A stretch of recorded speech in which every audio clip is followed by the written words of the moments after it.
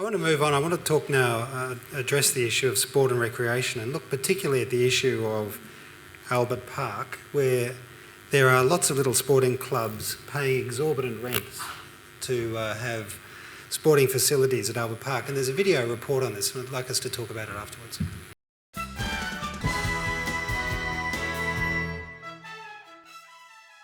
Public parks are an essential resource for physical and mental health and well-being. Albert Park is one of the jewels in the city of Port Phillip. More than 6 million visitors come here each year to play sport, take it easy, or engage in more colourful pursuits. In fact, Albert Park makes up about 60% of the open space within the municipality. As well as being a centre for a range of state, national or international sports and events, it's a vital resource for the residents of Port Phillip. And with numerous housing and apartment developments going up nearby and the local population growing, more and more people are using the park and its resident clubs and facilities. There are so many kids now. People aren't moving out of the area, they're staying here, they're renovating their homes, and we're just bulging at the seams. We really are just about at capacity of what we can do, simply because of the lack of facilities that we actually have access to. I feel the council does ignore it to a certain extent, and so some focus, some investment, because many people in the area use it, and it's increasing more and more every time I come down there. But look in the council records and budget and you'll hardly see a mention of Albert Park. That's because Albert Park is not actually a part of the city of Port Phillip.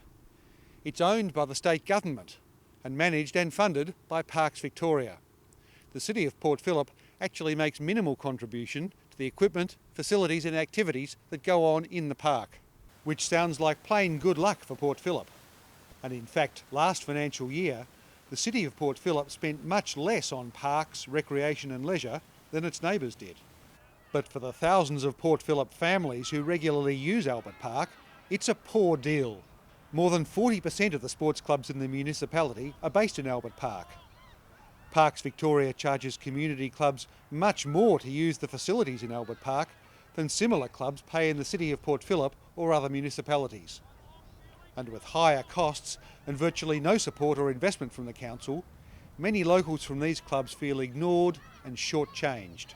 Let's have some contribution, financial contribution, so that we can improve what we have, instead of having to rely on scratching for grants here and there all over the place to try to achieve what we want to achieve for the local community. Port Phillip Council does recognise that it's dropped the ball on sport and recreation. Last year, it produced its first ever sport and recreation strategy, intended to last 10 years till 2024. But while it's a useful stocktake of the needs and activities of the city's residents, it has very little by way of specific initiatives, and it assumes no extra funding for sport and recreation from the council. Sport and recreation is an absolutely fantastic way for people to get involved and participate, in all sorts of community activities. It's certainly a home for people to turn to and enjoy the social side of things, as well as competing in sport that we enjoy.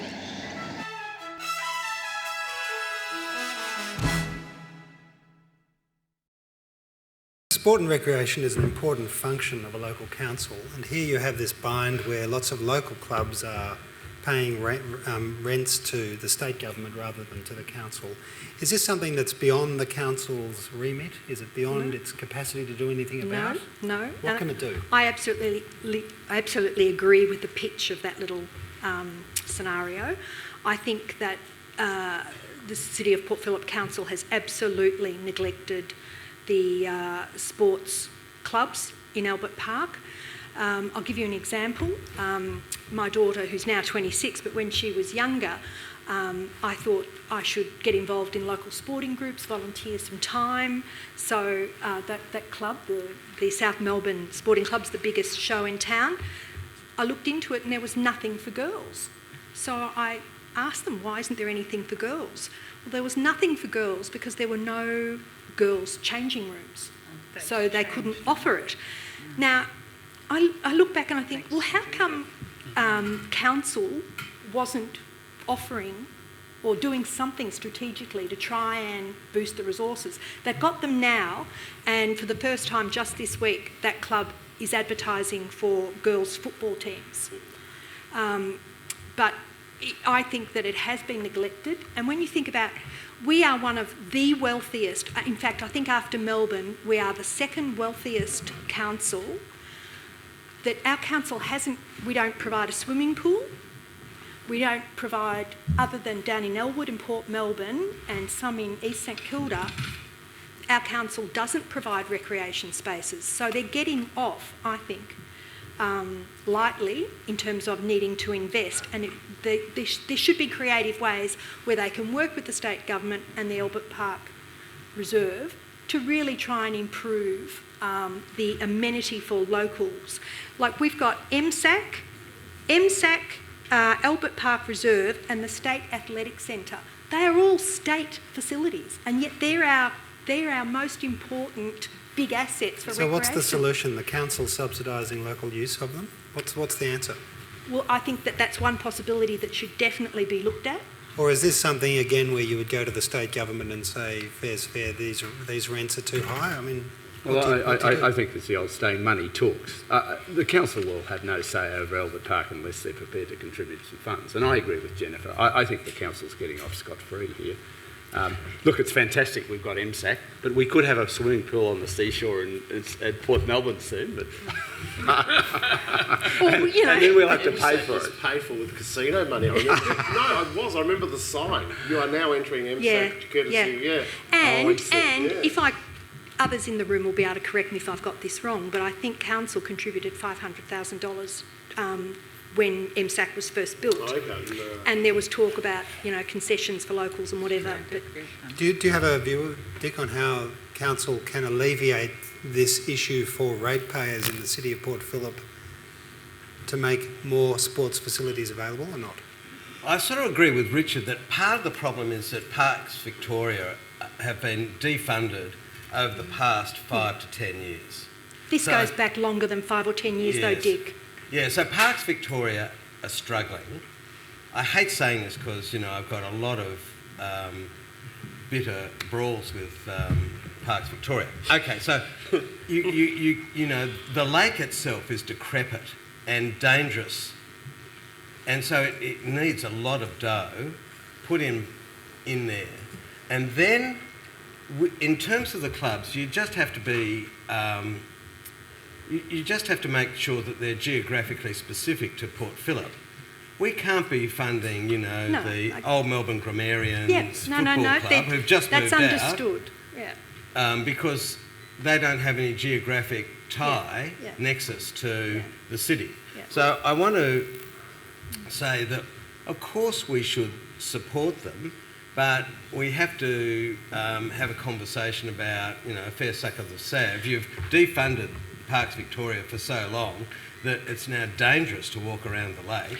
Well, and secondly, as a local, if you need to drive your kids to, footy practice or something like that from one of the other areas, you have to pay to park your car there as a local. They're not local facilities, and I'm sorry, I'm probably going to offend some people in the room, but I reckon for too long we've had too many councillors who everywhere. Yeah. We've had too many councillors for too long who roll their eyes when sport and recreation is mentioned. It's not sexy, it's not the arts, it's not live music.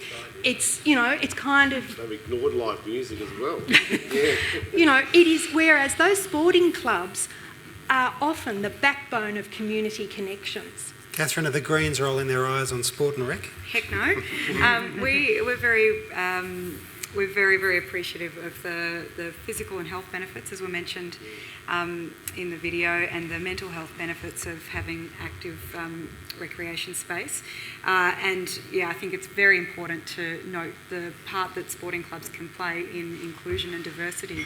I had the privilege of going to the St Kilda Football Netball Club's Play with Pride Shield earlier this year, which was held on the same day as the AFL's Pride game, and it's remarkable what a great benefit these groups can bring for our community and what a rich source of connection they are. It is tricky in the case of Albert Park because you've again got that balance of It seems to happen so frequently in Port Phillip, where we have an asset which is co-managed with the state government, and it does put us in a difficult position.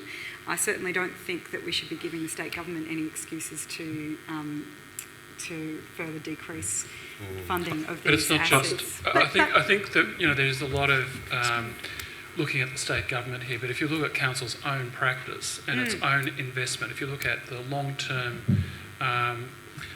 rundown of the Peanut Farm Reserve, which is now being addressed. Yes. But if you also look at the process that was used over Gasworks Park, the council has consistently not lived up to its rhetoric. It's failed in this area. What I'm going to do now is... Can I just make one trivial point? Very quick. My family saved the primary school netball competition in the pits, which led to weekly battles between Middle Park Primary and St Kilda Park Primary of a pitched variety. They've never seen bitter of battles every week between two teams.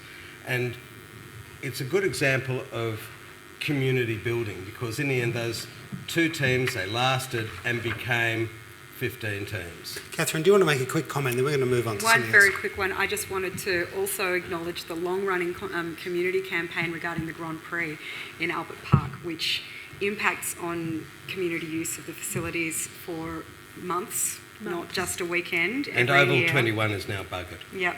And when I ride my bike through the park, the damage from that event is evident for months. So I just wanted to quickly... I was speaking on the phone just today to someone who had been arrested multiple times in their efforts to stop that. Just really quickly though, it's just not that. It's stunting any development of the park.